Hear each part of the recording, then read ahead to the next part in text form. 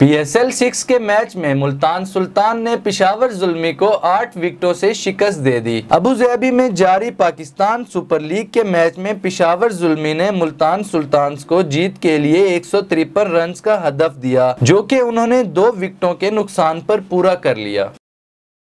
Karachi university की तलबा फातिमा खान ने पाकिस्तान फुटबॉल में तारीख रकम कर दी। फातिमा खान ने माशा United youth cup football tournament के इफ्तिताही मैच में पाकिस्तान की पहली खातून मैच कमिश्नर होने का एजाज हासिल कर लिया। मैच में माशा यूनाइटेड फुटबॉल अकेडमी ने गुलशन साकर अकेडमी को 10 गोल से शिकस्त दे दी। बांग्लादेश में फैक्ट्री मुलाजमीन और पुलिस के तसादुम के नतीजे में ढाका प्रीमियर लीग के आला ओहदेदार भी जख्मी हो गए। ढाका प्रीमियर लीग के मैच ऑफिशियल्स मैच करवाने के लिए बांग्लादेश के नेशनल स्पोर्ट्स इंस्टीट्यूट का रुख कर रहे थे, जहां इवेंट के 2 मैचेस शेड्यूल थे। ताहम इंडस्ट्रियल एरिया में गारमेंट्स फैक्ट्री के मुलाजमीन और पुलिस के दरमियान तसादुम के बायस बदतरीन ट्रैफिक जाम था, जिसमें ये ओहदेदार भी फंस गए।